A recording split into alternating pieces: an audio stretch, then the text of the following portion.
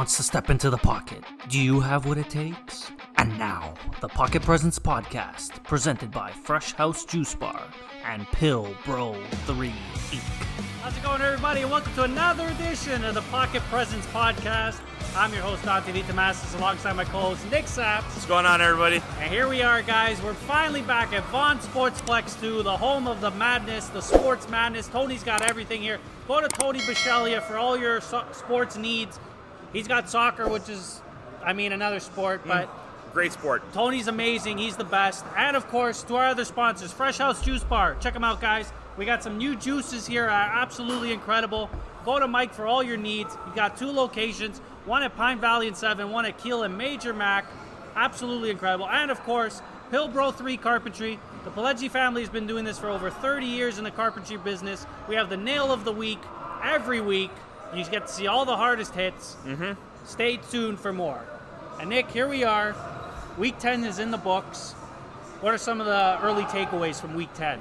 It's got to be the DeAndre Hopkins catch against Buffalo to win it. That was incredible. Murray leaning left, launching a fantastic throw.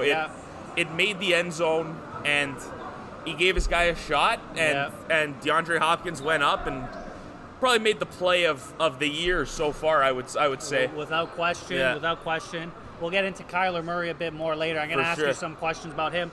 But, Nick, I'm feeling a little thirsty right now. Of course. You a little thirsty? Yeah, I'm ready for my flu shot. Look at this guy. Yeah. Look, he's drank this whole thing already, and here I am trying to compete with this. I don't know how I'm going to do it. Listen, I don't take lightly to losing in juice chugging competitions. All right, Nick. I guess we got a chug war right now. Well, that's you. I'm gonna win. Yeah, I know. You better win. I am. Anyways, guys, here we go. Week 10 scores presented by FRESHOUSE Juice Bar. I'll even give him a head start. Okay.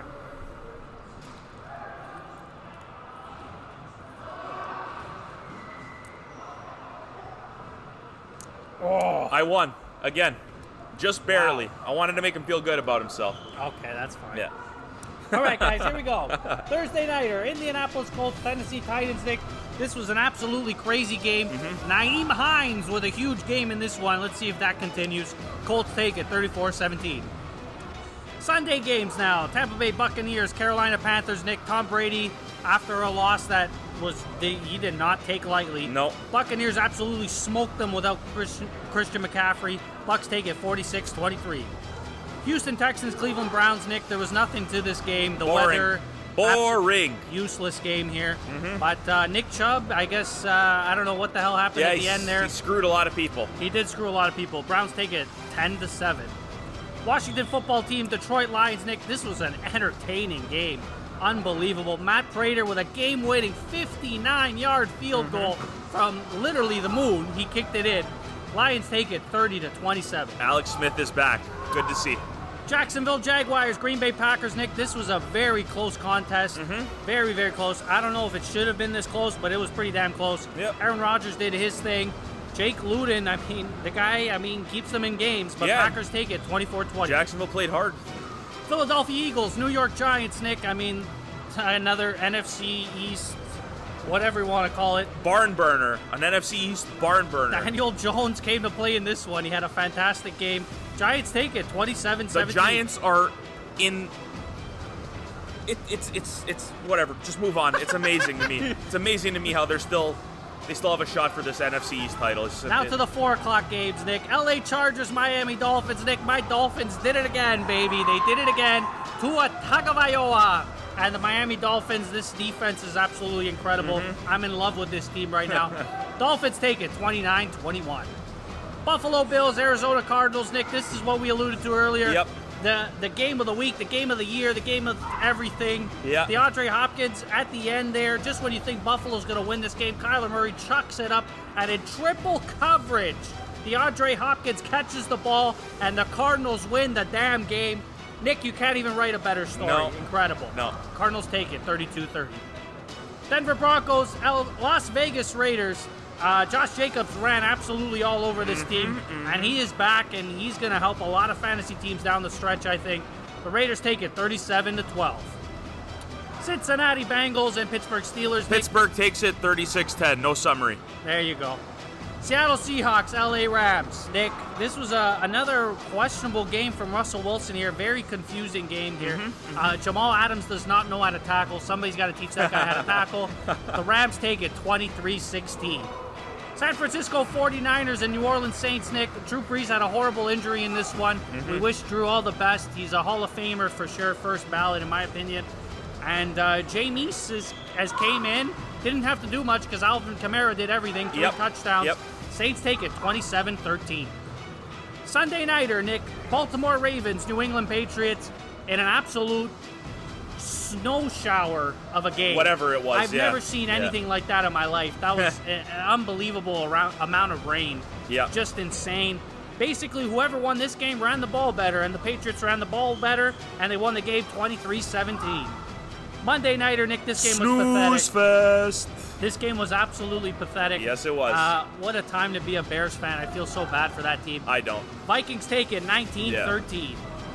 And that is the Week 10 scores presented by Fresh House Juice Bar. I want to get into Kyler Murray here. Okay? I personally thought Russell Wilson, I may have jinxed him. I don't know. Because I said he was going to be the MVP. It's unanimous right now. Would you agree? Kyler Murray's the MVP right now? It's not even close. Yeah, I mean, I can't really make a case for anyone else right now. He's playing lights out. Whenever he takes off running with the football, he just glides. He looks so smooth out there and effortless. Yeah, and his arm strength for such a he's a smaller guy and he can zip them in there with the best of them, and it's really awesome to see. Honestly, it's Nick, it's incredible. This guy's putting up a season that is going to go up there in the record books. In arguably the best fantasy season ever. He is on pace for it, guys. Yeah. He's on pace to break records like you wouldn't believe. He's averaging 29 to 30 fantasy points a game. That's a game, and we're in week 11 now. And we get to watch him on Sunday nighter against Russell Wilson, which is another... No, Thursday night, Thursday nighter, excuse me. Thursday night, That's what I believe. I meant. Yeah. We get to watch a beautiful Thursday nighter game between the Seahawks and the Cardinals. I can't wait for that. Yeah, I can't either. Two potential MVP candidates should be a two quarterbacks that are game. Mobile and can extend plays and make the impossible happen. You know what? It's going to be a great Thursday night game. Yeah, absolutely. For sure. A lot of people had a lot of doubt too with Kyler Murray. We didn't know his maturity, especially coming from last season. But I mean, he's blossomed into arguably better than Mahomes this year. I'm going to call it straight here, guys. Wow. I got to call it straight here. This guy gets rushing touchdowns a game. He gets passing touchdowns a game. Yeah. He gets it's unstoppable, guys. Yeah. It's unstoppable. Listen, he could scramble out of the pocket and get 12 yards. This is Kyler Murray. He could do that. He could get the first down for the Cardinals. And they don't have to do anything. They don't even need a running back. Yeah. They could go shotgun the whole game, and Kyler Murray will get 100 rushing yards. Well, they do go shotgun the entire game anyways. So, but he'll get 100 rushing yards and a touchdown every single game. Yeah. And you can't compete with that. Yeah. You literally cannot compete with that. And he's developed a great chemistry with Hopkins. That's right. And no linebacker can catch this guy, Nick. Yeah, no linebacker. I'm telling you, you put that little spy or whatever you want to call it. Nobody's spying on this guy. He's just gonna breeze right by you. This guy's a thief, Kyler Murray. Oh my God. So Nick, I wanted to move on as well. I wanted to talk about how that injury affects the Saints of Drew Brees. We're heading into the stretch here. We got Jameis, the turnover touchdown machine, coming in. What are your thoughts on this situation? You can bet your life savings that it is not going to affect Alvin Kamara. Life savings? Yeah. Wow. If you put Sean Payton at quarterback, Alvin Kamara is still going to succeed in this offense. Yeah. Because you know what? You just got to give it to him. And you just got to let him work his magic. He has such a great center of gravity, so I'm going to say a 95% chance that he makes the first guy miss, and he's always going to fight for those extra yards. And in the red zone, he runs hard. Oh, yeah. He runs hard. And, yeah. And it's not going to affect him. Who it is going to affect is Michael Thomas and the rest of the Saints wide receiving core. Because, agree. you know, the way I look at it is you got to hope that he develops a chemistry with one of those main targets. Yeah. And you just got to hope that you started him or that he's on your, I mean, obviously to start him, he's got to be on your team. And, you know, you got to hit with that guy. And if you don't, you're in for a rough couple of weeks until Drew Brees gets back. And I would argue, too, that with Jamison, you can probably start to see maybe even a little more of Latavius. Oh, yeah. Latavius Murray. Yeah, that could be especially if they take a run-heavy approach. Yeah. Because we know Jameis Winston, sometimes who are they playing this week? They're playing Atlanta. He might wear an Atlanta Falcons jersey for this game. You just never know. 4 interceptions. You never know. You know, he can have 5 touchdowns, and he can also have 5 interceptions in the same game. So, 30 for 30, Nick. He's got a documentary. Yeah, he coming does. out. He does. So, Nick, I wanted to stay in the same division here. The loss of Christian McCaffrey for this Panthers team, they looked terrible. Now they might lose Teddy Bridgewater. Mm-hmm. What is going on here? This is like, are we panicking right now? If you're a Christian McCaffrey fantasy owner, are you panicking right now? The only reason I have to panic about Christian McCaffrey is that he's not day to day. Yeah. He's week to week. Yeah. And you know, it with Teddy Bridgewater in there, it didn't affect guys like Curtis Samuel and Robbie Anderson and DJ Moore. Yeah. It actually, they've all seen increased volume, and that's been phenomenal if you have, you know, like I said, Mike Davis, Curtis Samuel, DJ Moore, Robbie Anderson. But now if Teddy Bridgewater misses a few weeks, I'm scared to start, in particular, Robbie Anderson and DJ Moore, because this guy Philip Walker, PJ Walker, from the XFL, he was a standout. He's not very accurate, and it scares me because, you know, Mike Davis is definitely going to benefit the most, but then it's just a toss-up between which wide receiver of either DJ Moore or Robbie Anderson is going to get those targets at those critical times, and that's what I'm worried about. So if you can afford to sit a guy like Robbie Anderson, I would strongly consider it, because it's yeah.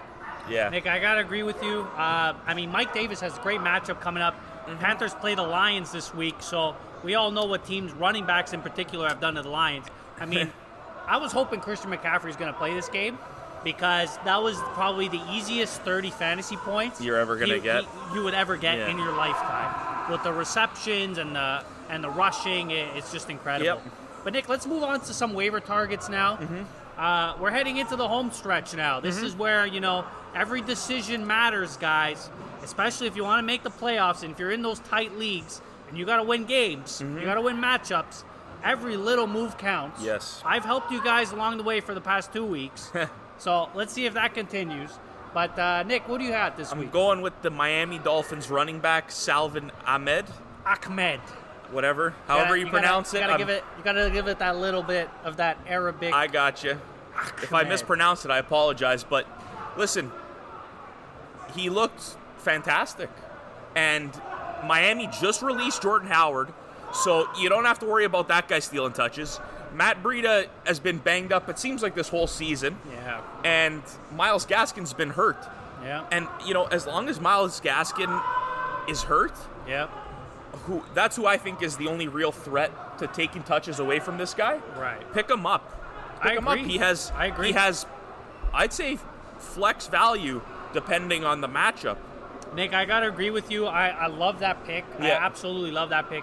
He did so well for Miami against the Chargers. Ran the ball very well, very efficient. Took the load off Tua's shoulders. Yep. did what he had to do, and that's and you know what's great about him? Yeah. Undrafted. So with every game that he goes into, he's gonna have that chip on his shoulder. Exactly, and the confidence, right? Yep. After every game, you build that confidence. Absolutely. And Miami's building a great recipe here. Great defense. You run the ball. Take the pressure off your quarterback. Exactly. It looks like even though Tua's 3-0 as a starter, which I'm thrilled about. I'm absolutely thrilled about. Well, as should the rest of the fan base. He hasn't turned the ball over. Mm-hmm. God willing, I'm going to knock on wood here. But he hasn't turned the ball over, God willingly. He's been controlling the game beautifully. Clock management. Coach Flo is doing a phenomenal job here. He's coach of the year for me. I'm so proud of my Dolphins and this whole change that they've been through. I know Dolphins fans, we've been through a lot, but my goodness, guys, we are on pace for a beautiful, beautiful playoff spot. And future. Exactly. I'm so excited for it. Who are you picking up? I'm going to go with, we're going to eat some W's, okay? We talked about weekly matchups. I'm going to eat a W, okay? At Jameis Winston, you are going to start this guy against the Atlanta Falcons, okay? When Jameis plays the Atlanta Falcons, every single wide receiver goes absolutely ballistic. So that means you are going to start Michael Thomas. You're going to start Traquan Smith if he's healthy. Emmanuel Sanders. You're going to start Emmanuel Sanders. You're going to start absolutely every single wide receiver. Jameis Winston, automatic start. That's my pickup of the week. That's bold. Nick, we got to keep it that way, right? Yes, of course. All right, Nick, we're heading into week 11 now. Uh-huh. What are some of the games you're looking forward to? I'm looking forward to, there's a couple, but I always get back to these bounce back games and Baltimore and Tennessee. That's the game I'm looking forward to. Rematch of was it the divisional round last year? Yep. Tennessee. Big upset. Tennessee just absolutely took it to Baltimore. That's right. Dominated in every single phase of the game. And the reason I'm looking forward to this one is both teams are coming off a loss, and Baltimore on offense looks terrible. For lack of a better word, they look so bad. Teams know how to stop Lamar, and you can see it. Every week you can see it a little bit more. Once you take a lead, whether it's 3 points, 4 points, 7, 10, whatever, Lamar Jackson continues to struggle to play from behind. That's right. So if Tennessee can get up, 2 touchdown lead, they're in trouble. You never know because Tennessee's recipe is very similar to Baltimore's. When in terms of once they're up, they are pounding the hell out of that football, and they got a pounder. Oh yeah, Derrick Henry, man, he's a beast. Yeah, he's a beast, Nick. So that's the game I'm most looking forward to. Who do you think wins that game? It's a tough one. Yeah, I said I was talking to some of my friends on the weekend, and I said Baltimore was going to beat New England. And I'm stubborn. I'm stubborn as hell. So I'm going to pick Baltimore again. Wow. Yeah, the AFC is, you got Cleveland. Never thought I'd say that. You got Baltimore. You got Miami, who's on the up. You got Tennessee. You got Indianapolis. The Raiders, you could even add. The Raiders. It's so crowded. And Baltimore were heavy favorites coming in. And if they can win against Tennessee, that's a step in the right direction because Tennessee is a very good football team, and it's a extremely important game already. We're going into week 11. Yeah. This could have playoff implications. Oh, for sure.